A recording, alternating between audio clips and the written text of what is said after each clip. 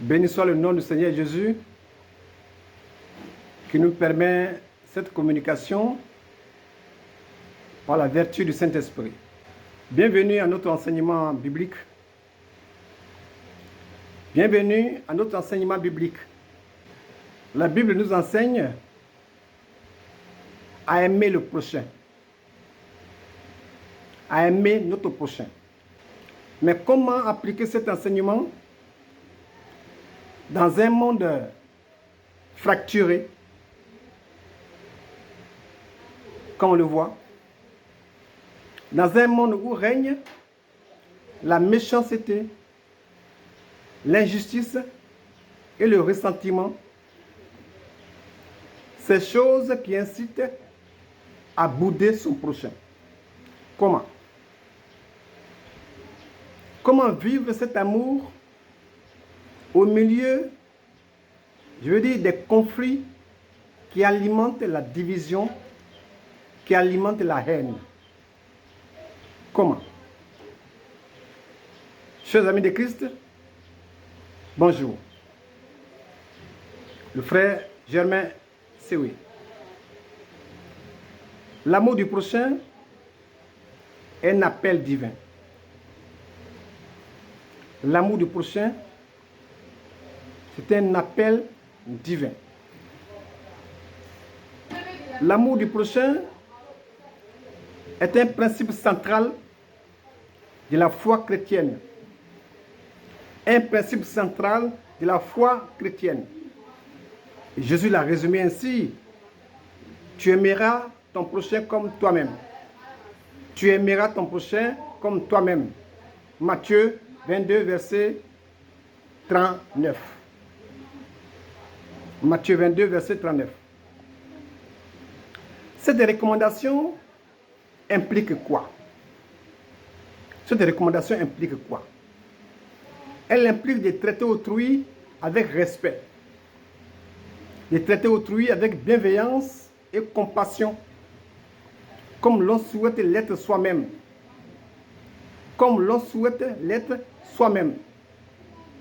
Cela demande de dépasser les préjugés. Cela demande d'offrir aide et pardon. Cela demande de considérer chaque personne comme précieuse, créée à l'image de Dieu, sans discrimination ni égoïsme. Chers amis de Christ, cet amour ne se limite pas aux proches et aux amis, pas seulement à vos proches et à vos amis, pas uniquement à nos proches et à nos amis, mais cet amour s'étend et doit s'étendre même aux ennemis, comme Jésus l'enseigne dans Matthieu 5, verset 44. Aimez vos ennemis et priez pour ceux qui vous persécutent. Aimez vos ennemis et priez pour ceux qui vous persécutent. C'est-à-dire dépasser la rancune et la haine. Dépasser la rancune et la haine en répondant au mal par le bien. En répondant au mal par le bien. Cela demande de pardonner. Cela demande d'intercéder pour eux auprès de Dieu et de rechercher leur bien-être, reflétant l'amour inconditionnel et la grâce de Dieu envers tous. Pourtant, dans un monde divisé par les conflits, dans un monde divisé par les rancunes et l'individualisme, vivre cet enseignement peut sembler difficile, peut sembler compliqué. Chers amis, oui, c'est pourquoi il faut surmonter les obstacles. C'est pourquoi il faut surmonter les obstacles. Oui, la méchanceté et les divisions encouragent bien souvent à se replier sur soi-même. La méchanceté et les divisions encouragent les gens, amènent les gens à se replier sur eux-mêmes. Cependant, la Bible exhorte à vaincre le mal par le bien. Romains 12, verset 21. Pour y parvenir, on fait quoi? On fait comment? Pour y parvenir, que doit-on faire? Il faut adopter 3 attitudes. Chers amis, il faut adopter 3 attitudes. Premièrement, cultiver l'humilité. Cultiver l'humilité. Reconnaître que nous aussi avons besoin de grâce.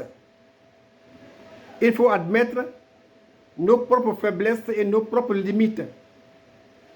Nous reconnaissons que, comme les autres, nous avons besoin de la grâce divine pour avancer. Pour avancer. Cette attitude nous donne quoi? Elle nous avance à quoi? Elle nous empêche, oui, elle nous empêche d'être inutilement compliqués, d'être inutilement durs. Elle nous empêche de juger sévèrement autrui et elle favorise la compassion et le pardon. Elle favorise la compassion et le pardon. Deuxième attitude. Deuxième attitude, il faut pardonner. Pardonner. Comme Dieu nous a pardonné en Christ, selon Ephésiens 4, verset 32. Comme Dieu nous a pardonné en Christ. Cela signifie imiter Dieu en accordant aux autres le pardon qu'il nous a offert en Christ. Cela implique de renoncer à la rancune, d'aimer sans condition et de refléter la miséricorde divine dans nos relations. Troisième attitude. Troisième attitude, agir avec générosité. Agir avec générosité. Aider ceux qui sont dans le besoin, même s'ils ne partagent pas nos convictions. Il faut aider ceux qui sont dans le besoin, même s'ils ne partagent pas nos convictions. En d'autres termes, il faut offrir aide et soutien sans discrimination. Il faut offrir aide et soutien sans discrimination. Il faut donner avec amour, sans attendre un retour, même à ceux qui ne partagent pas nos croyances, à ceux qui ne partagent pas, qui n'ont pas les mêmes valeurs que nous. Cette attitude reflète l'amour inconditionnel de Dieu et favorise l'unité humaine. Chers amis de Christ, en conclusion, Dieu nous demande d'être des témoins vivants de son amour. Dieu nous demande d'être des témoins vivants de l'amour de Dieu. Oui, l'amour du prochain est une lumière dans les ténèbres de ce monde. Dans les ténèbres de ce monde. En suivant cet enseignement, nous devenons des témoins de l'amour de Dieu. Et que chaque croyant puisse dire, comme Jésus, vous êtes la lumière du monde. Vous êtes la lumière du monde. Vous êtes la lumière du monde. Matthieu 5, verset 14.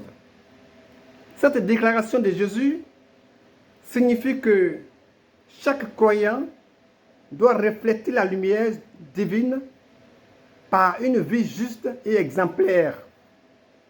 Il est appelé à illuminer son entourage par ses paroles, par ses actes et par sa foi. En somme, par son témoignage. Par son témoignage. Il guidera ainsi les autres vers Dieu et vers la vérité du salut en Christ. En pratiquant cet amour, chers amis, nous bâtissons un monde meilleur, un monde qui reflète le royaume de Dieu. Dieu bénisse sa parole. Amen. Amen, amen. Je vous salue.